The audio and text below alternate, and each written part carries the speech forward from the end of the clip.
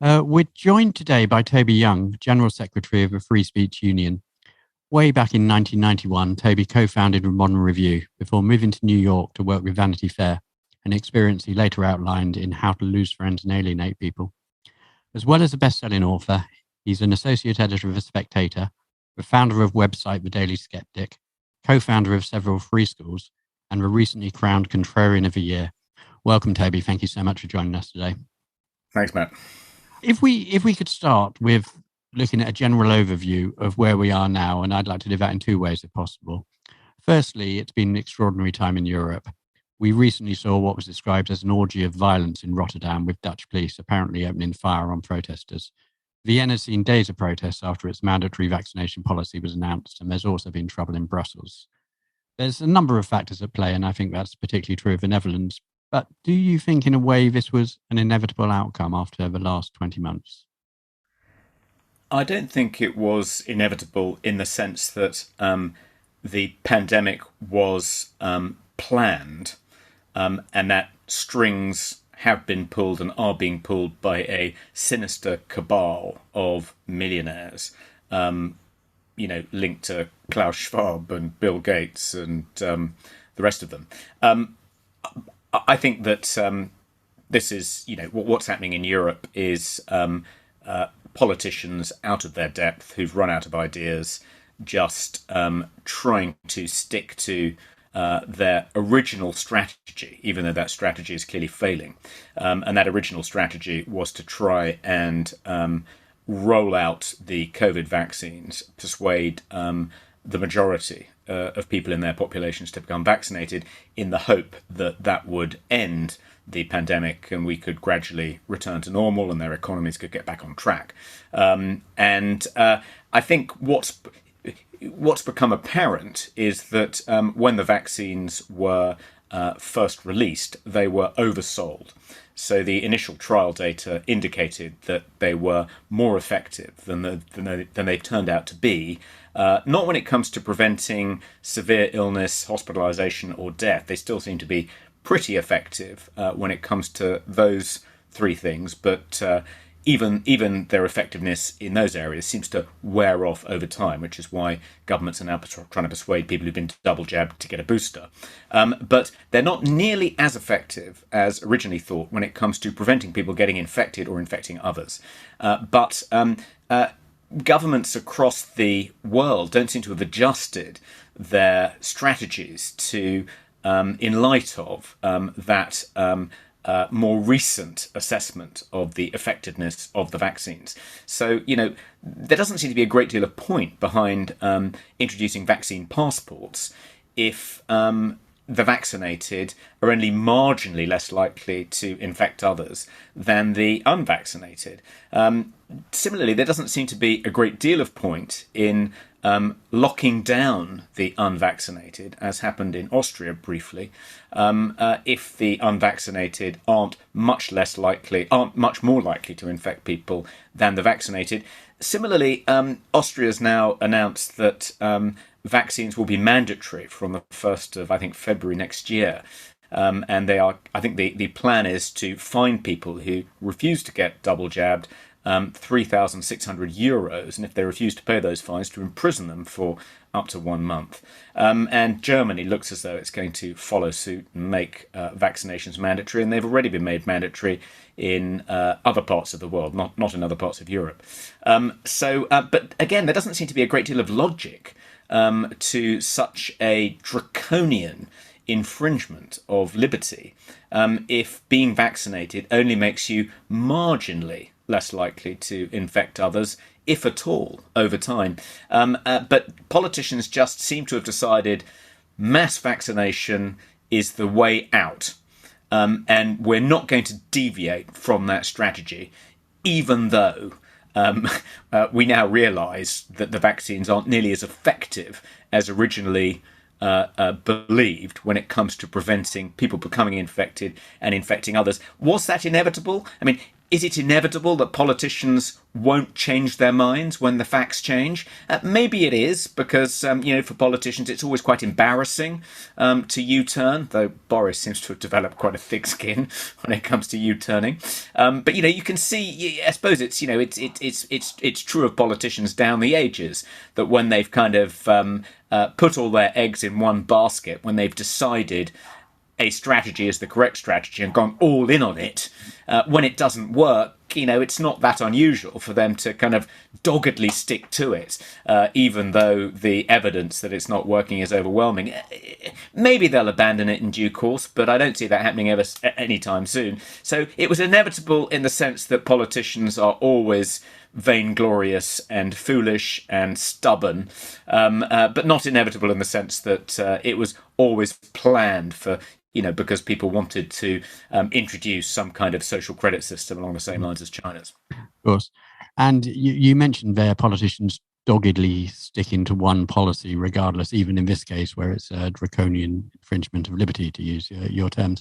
And that must strike at the idea of fairness to many people. And I only mention that because in June last year, there were government papers about potential social disorder in this country. It said restrictions imposed in the UK during the epidemic have not led to conflict thus far because they have been perceived as fair.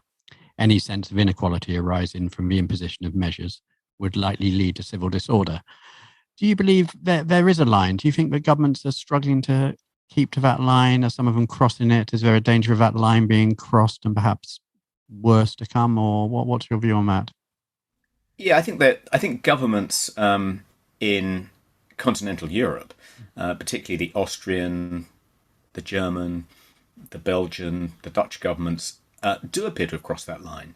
And we're seeing, widespread outbreaks of civil disorder, in some cases quite nasty disorder, across those countries.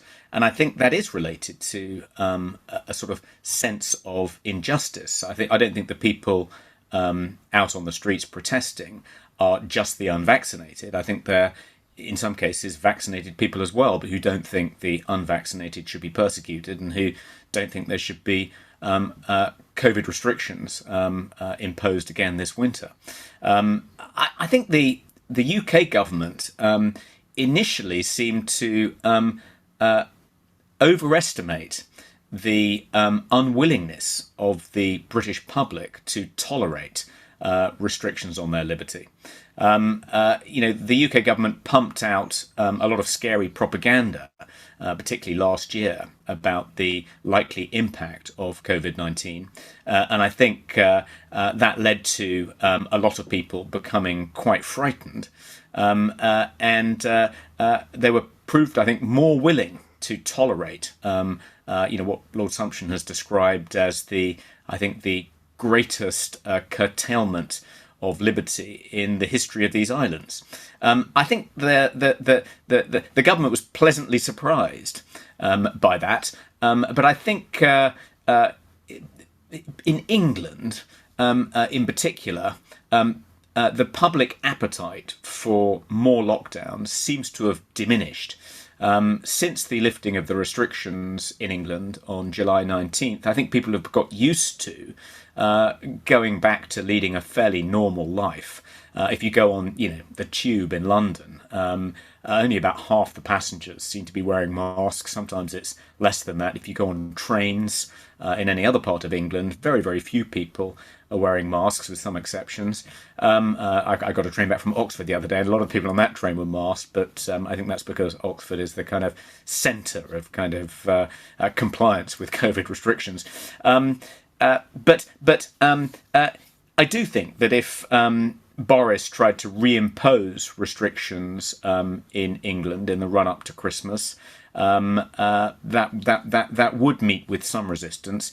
I think if restrictions were imposed on the unvaccinated, so if vaccine passports were rolled out in England, for instance, as they have been in Wales and Scotland, I think that would be met with some resistance too. And I think it might partly be because people think it's unfair, particularly in light of the fact that being vaccinated doesn't stop you getting infected or infecting others. And I think that is beginning to kind of filter through now. And I do think that Boris is very reluctant to introduce new COVID restrictions. I think he feels like he earned a lot of political credit by managing the pandemic in the way he has this year, not last year. So I think he wants to believe that the vaccine rollout was effective and means we can return to normal. And he wants to believe that having lifted the restrictions in the summer, thereby making sure that if people are going to be infected, they get infected in the summer when they're less likely to succumb to a severe bout of the disease, and it means there's more natural immunity in the run-up to winter, which seems to be one of the reasons we're marginally better off than our continental neighbours. I think for Boris to now introduce another raft of COVID restrictions, even if it was just Plan B, would be an admission of defeat. I got this wrong. My mass vaccination rollout wasn't the success I've claimed it to be. My lifting of restrictions over the summer wasn't the masterstroke that I'd like to portray it as. So I think he's reluctant, for kind of political reasons, not to reimpose restrictions. I also think that last year and earlier this year, when the 3 lockdowns were imposed, he allowed himself to be browbeaten into imposing those lockdowns by other people close to him in his kind of immediate political circle, like Matt Hancock and Dominic Cummings for a time, and Michael Gove. And Cummings has gone, Matt Hancock's gone, Michael Gove is no longer the sort of de facto deputy prime minister. He's been moved to the Department for Levelling Up, so no longer, is whispering in the prime minister's ear. And I think the other people left around him, and the new people like Sajid Javid, Rishi Sunak, they seem to be they seem to want to prioritise protecting the economy over, suppressing infection.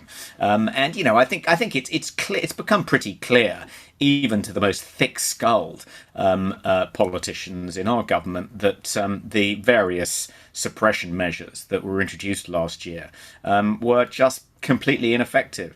If they succeed in doing anything, it's just kind of delaying waves of infection, whether people have been vaccinated or not. The original logic behind the rationale for the lockdowns last year was, well, let's suppress the circulation of the virus until we've rolled out the vaccines, and then we can lift these restrictions because people won't catch the disease then. As it's become clear that actually the vaccines don't prevent you getting the disease, then that rationale sort of collapses. So I'm hoping for all of those reasons that we won't see another bout of restrictions imposed this year. But I'm no more than 60% confident that they won't be. I was going to say, actually, you mentioned summer and lifting of restrictions, Freedom Day, originally June, but back to July, and then met with a lot of discontent. I think it was 1,200 signatories to a letter to the Lancet and so on. There's an awful lot of pressure put on the government to delay Freedom Day. It would now look, certainly to some experts, that it was probably the right move. Everyone looks at what's happening in Europe and what's happening in the UK. Do you think perhaps that was a sign of the old liberal Boris returning, or do you think it was more luck than judgment, or was it deliberate? What would your view be on that? Well, I think I do think that Boris has quite libertarian instincts.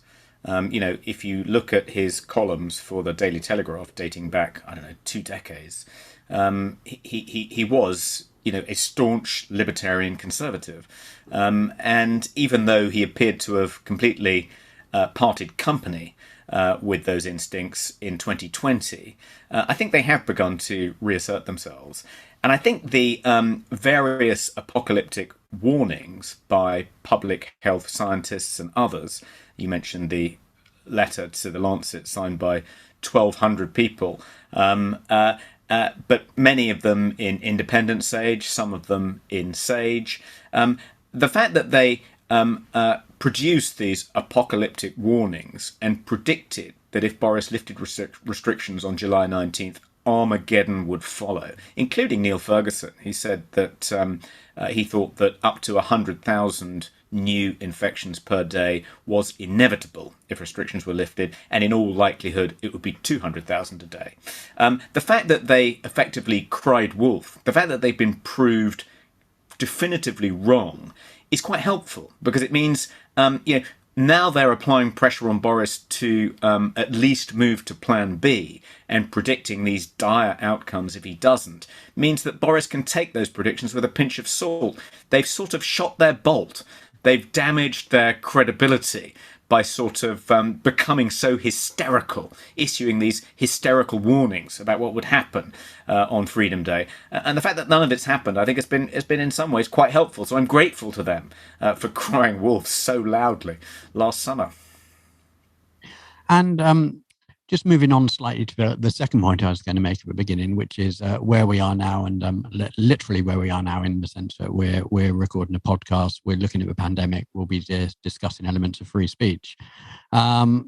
People may agree with what we say, they may disagree with what you say, they may respond on Twitter and online, they may do a podcast of their own various ways. No one's stopping us from doing our podcast, no one's stopping them from replying. So I suppose it's tempting to ask, where's the problem with free speech? Are we not freer than ever to speak out now, not more medium than ever, and more ways than ever to get a message across? Where does the problem lie? Well, if you try and put this podcast, is it your plan, Matt, to put this podcast on YouTube? I think we will be. Well, they might take it down, and therein lies one of the problems. YouTube have censored a lot of videos featuring people like me who dissent from the official pandemic narrative. One of the sinister developments of the last 20 months has been the extension of this kind of intolerance of cancel culture into science and discussions of public policy supposedly informed by the science. That's a relatively new development. I mean, we saw a lot of intolerance for dissent by by climate change scientists, but it's really kind of spread now across the scientific community, and we've seen the treatment meted out to the original signatories of the Great Barrington Declaration as an example of the way in which scientists who've raised their head above the parapet and dissented from the prevailing COVID narrative have been punished in various ways. And one of the ways in which they've been punished is tech companies like Twitter and YouTube have censored what they've said. That's one way, I think, in which we've seen free speech deteriorate in the last 20 months. I think the mainstream media, I think the Express is an exception, but for the most part, the mainstream media hasn't really given much of a platform to dissenting voices.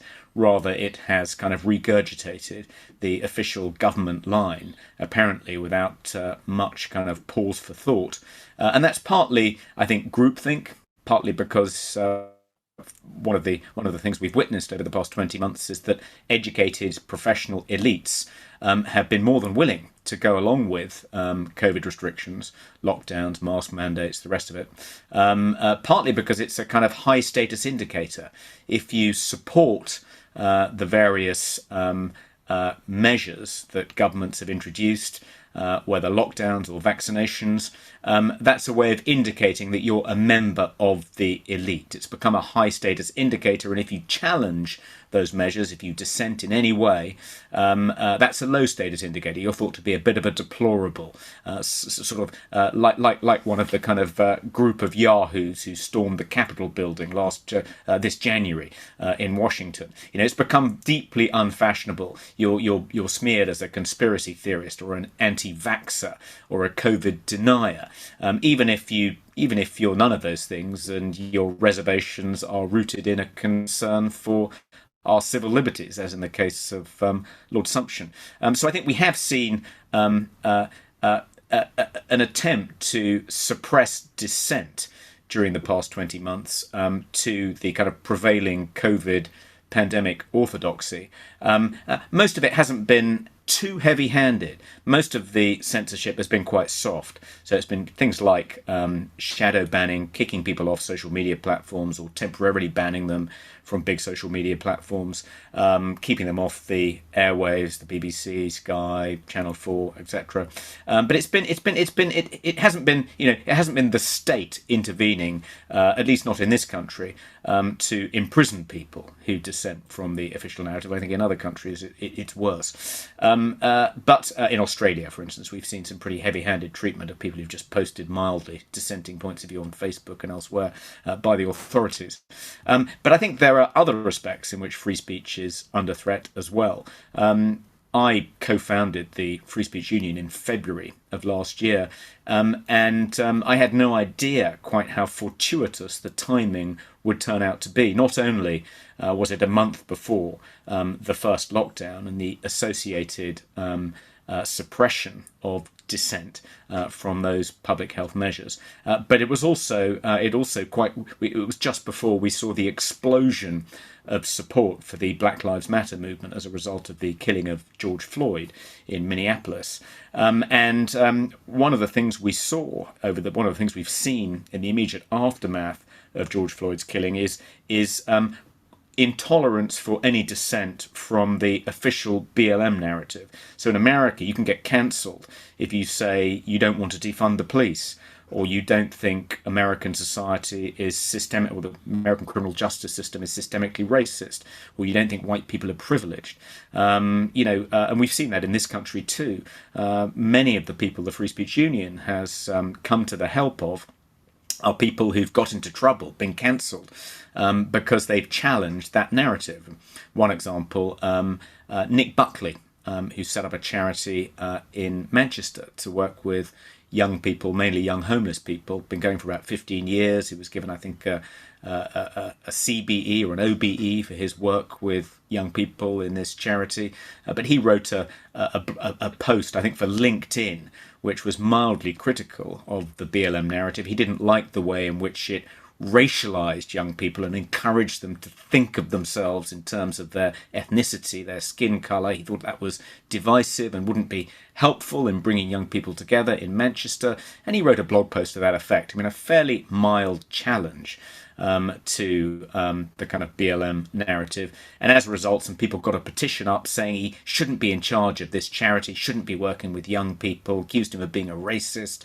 And the trustees of the charity, unbelievably, responded to this petition by firing him, even though he'd set up the charity, run it for 15 years, and appointed all the trustees. So he reached out to the Free Speech Union for help, and we found him a good charity solicitor who took on his case pro bono, and in due course, after fighting back, the trustees of his charity resigned one by one. He was able to appoint new trustees and they reinstated him. We also promoted an alternative petition which got close to 15,000 signatures saying how outrageous it was that he'd been fired and he should be reinstated.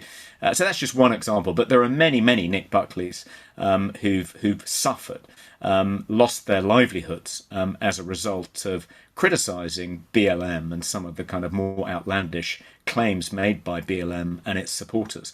So I think those are the two big respects in which free speech has been eroded over the last 20 months.